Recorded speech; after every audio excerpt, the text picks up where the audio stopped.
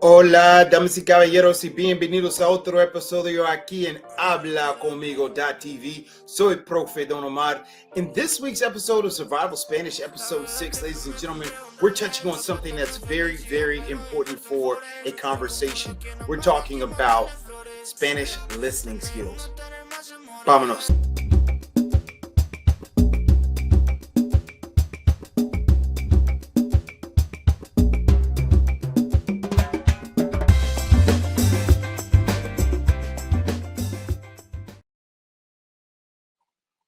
Hola, damas y caballeros, y bienvenidos a otro episodio aquí en HablaConmigo.tv. Soy Profe Don Omar. Welcome, ladies and gentlemen, to another episode here.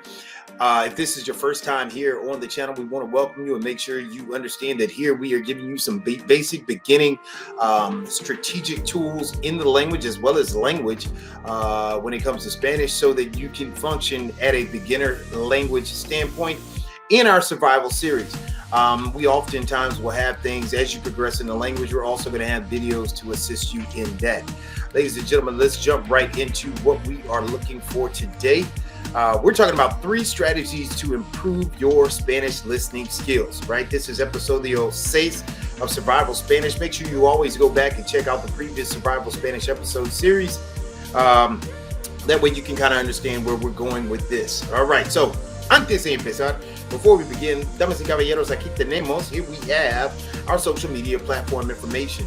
So make sure you know that you can follow us on Facebook and Instagram, as well as just going to your browser and typing in hablaconmigo.tv.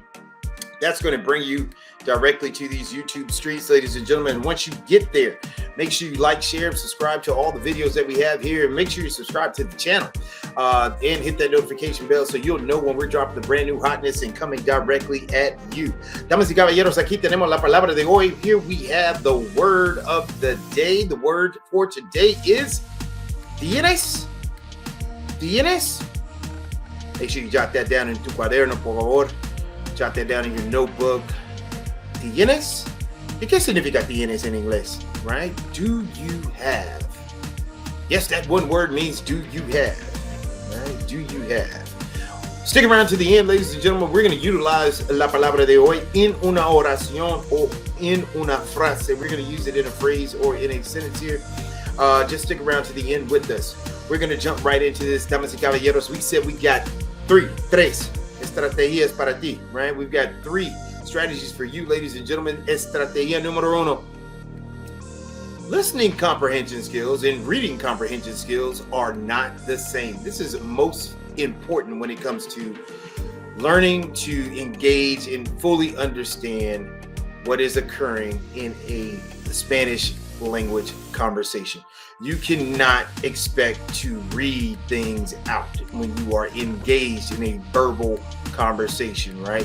So there's not going to be anything for you to read when you're talking to somebody. So the way you read a language is not going to necessarily be the way you interpret it in your head, right? So there's some strategies and some key things that you don't want to do.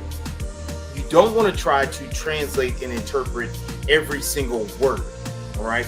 I know when I started out very, very early on at an early age here with Spanish, oftentimes what I would do is try to get the gist of the information. And the gist, that word can play around from anywhere between 10% for somebody of a sentence that somebody's stating all the way up to 95% of the sentence, right?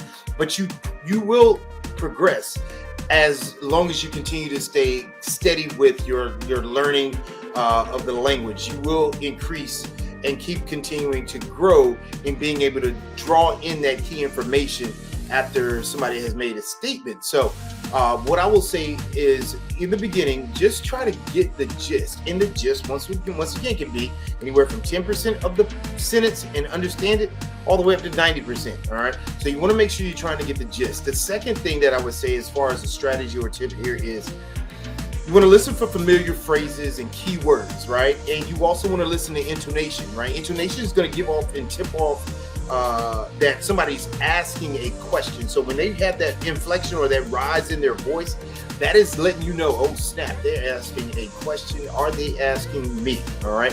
So you want to make sure you're listening for that. As you advance in the language, then you can start listening for things like, okay, I know that verb was in the to form. I know that verb was in the ustedes form. I know that verb was in the yo form, right? These are things that you can start to listen to.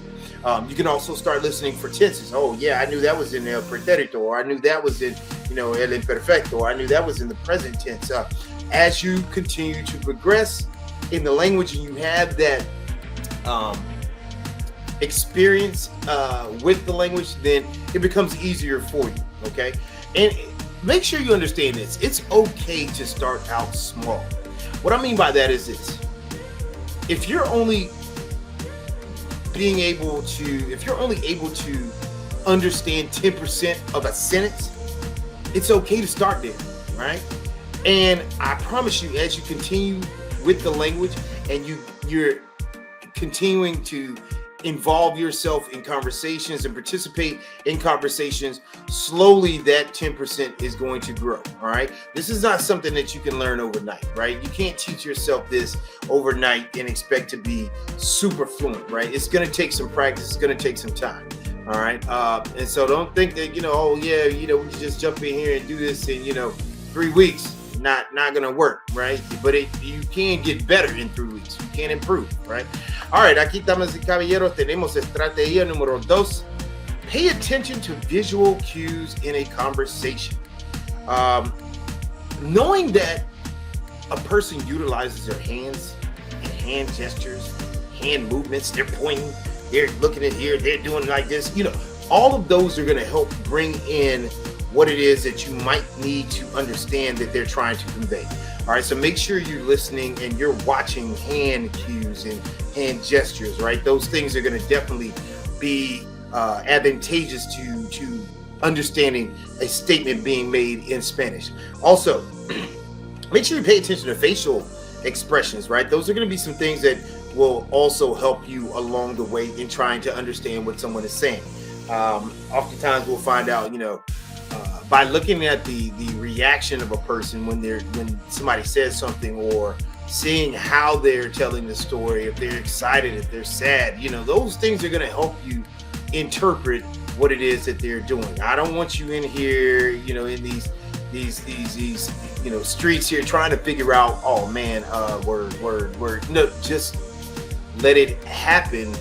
And you can eventually pick up on some cues. Oh, that's what they meant by when they said this, blah, blah, blah. All right, so don't try to interpret or translate every single word. All right, so let's go ahead and go into estrategia número 3. This is strategy number 3. This is a big strategy. Throw English grammar rules out the window. Ladies and gentlemen, you cannot learn Spanish by using English grammar rules or rules that you've learned when it comes to English and try to use those in Spanish. Not gonna happen. Not gonna happen. All right. So what you have to do is understand some basic ground rules when it comes to Spanish, and those ground rules will take you a long way. All right. But you can't come into this thinking I can utilize everything that I've learned in English or in language arts class in elementary school or middle school or high school or college, and that's going to transfer directly over into Spanish. Not going to work like that. All right. So there's some things that you have to learn that are going to be, and you don't have to read a book to get these rules. You can hear or be in a conversation with someone and you can understand. You might ask, why did you say it like that? Then they'll explain it. They're not going to have the grammar rule right there. Oh, you got to know. Always remember, match number and gender. They're not going to know that actual rule.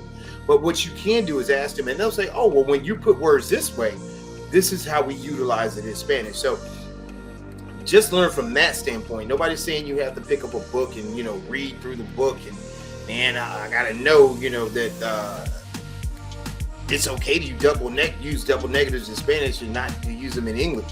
So you don't need to read a book for these grammar rules, all right? So that you're learning in Spanish, all right? And don't ever try to mix the two together like, oh, this works over here. Also, big thing, you want to make sure and I've said it before, but you want to make sure that you're not trying to translate or interpret every single word in Spanish in trying to regurgitate that information in Spanish or in English. You're just going to have to learn some phrases, some basic phrases to get you going and utilize those, right? And then once you utilize those, eventually you'll pick up additional phrases, additional expressions, additional vocabulary words, additional tenses. But you have to put forth that effort of learning the basic phrases first so that you can function in a conversation. Then you can start adding to your repertoire. All right, damas y caballeros, the last thing I promised you. All right, te prometo, aquí tenemos la palabra de hoy. I promise you, here we have the word of the day in acción. Tienes, right? Remember tienes? La palabra en inglés, do you have, right? So check it out. ¿Tienes un móvil? What's that intonation right there? ¿Tienes un móvil? All right, so you can see how that is utilized there. Also, make sure that we showed in some previous episodes, one of our words of the day, la palabra de hoy, was the response to this question, but it wasn't exactly this question, but it gave you the response in the first person. How do you answer, do you have a cell phone? Yes, I have a cell phone. We showed you in a previous episode, so definitely go back and check that episode out so that you can find out where we use the word I have. I'll put the link in the description below for you so that it'll directly take you back to the word of the day there. But lastly, damas y caballeros, aquí tenemos 8 estrategias. We've got 8 complete strategies that will help you along the way in your Spanish speaking journey. And I'll put the link in the description below of this one. It is something that we have here that we definitely would like to get out to people. And it also includes 4 additional introductory lessons with this ebook. It is an ebook, so you can get that link and it'll take you directly to the checkout line for that, ladies and gentlemen. So make sure you drop down and get your copy of that as soon as possible. Without further ado, damas y caballeros, we enjoyed you here for episodio número 6 in Survival Spanish. Soy Profe Don Omar. Nos vemos.